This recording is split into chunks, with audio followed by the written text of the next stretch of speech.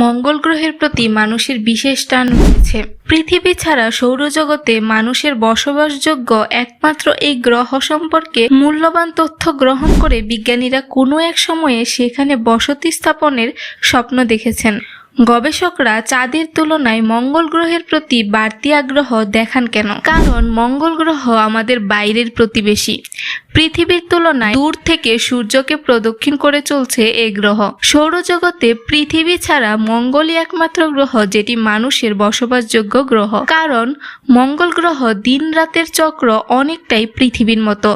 সেখানকার একটি দিন আমাদের গ্রহের তুলনায় মাত্র 37 মিনিট বেশি, ফলে আমাদের জৈবিক ছন্দপতনের আশঙ্কা নেই। অন্যদিকে চাঁদের দিন ও রাত পৃথিবীর 14 দিনের সমান। তাছাড়া আলো ও ছায়ার তাপমাত্রার ফারাকও অত্যন্ত বেশি, কারণ পৃথিবী এবং মঙ্গল গ্রহের মতো উষ্ণতা ও শীতের মধ্যে ভারসাম্য বজায় রাখতে কোনো বায়ুমণ্ডল নেই। ফলে তুলনামূলক গ্রহ সংক্রান্ত গবেষণার ক্ষেত্রে মঙ্গলের বায়ুমণ্ডলও পৃথিবীর বায়ুমণ্ডলের মডেল হিসেবে বিবেচিত হয়। চাঁদের ক্ষেত্রে সেই সুযোগ নেই। পৃথিবী সৌরজগতের একমাত্র গ্রহ যার পৃষ্ঠে তরল পানি দেখা যায়। 300 কোটি বছর আগে মঙ্গল গ্রহের বুকেও পানি ছিল। নদীর সেই অববাহিকা স্পষ্ট চোখে পড়ে।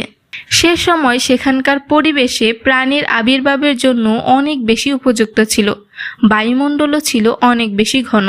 সূর্য থেকে লাগাতার কণার ঝড় মঙ্গল গ্রহের বায়ুমণ্ডলের উপরের অংশ নষ্ট করে দিয়েছে।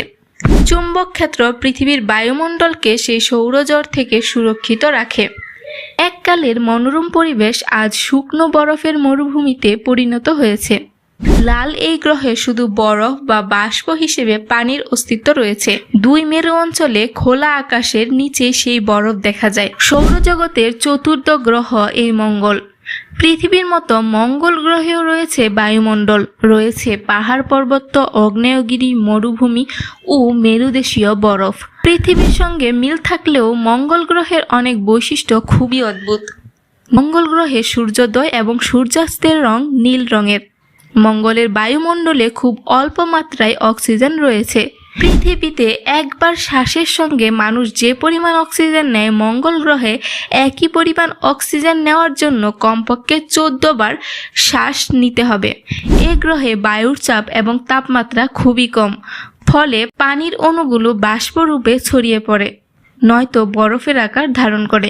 পৃথিবীর মতোই মঙ্গল গ্রহের 2 মেরুতে বরফ রয়েছে, কিন্তু এসব আসলে ড্রাই আইস বা শুষ্ক বরফ।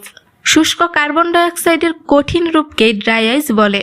অনেক কম তাপমাত্রা এবং কম চাপে গ্যাসীয় তাপমাত্রায় গ্যাসীয় কার্বন ডাইঅক্সাইড রেখে দিলে সেটি তরলে রূপান্তরিত না হয়ে সরাসরি কঠিন পদার্থের আকার ধারণ করে।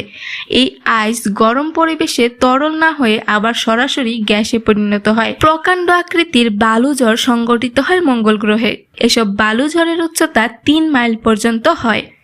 মঙ্গল গ্রহে 2 উপগ্রহ ডেইমস ও ফোবসের আকৃতি এতটাই ছোট যে মঙ্গলের পৃষ্ঠ থেকে এদের অনেক সময় দেখাই যায় না। মঙ্গলের মাটি ক্ষয় অনেক ধীরে হয়, ফলে উল্কাপাতে সৃষ্ট গর্ত সেখানে পৃথিবীর চেয়েও বেশি সময় ধরে স্থায়ী হয়। সৌরজগতে সবচেয়ে বড় উপত্যকা মঙ্গল গ্রহে রয়েছে। এই উপত্যকা প্রায় 2500 মাইল জুড়ে বিস্তৃত।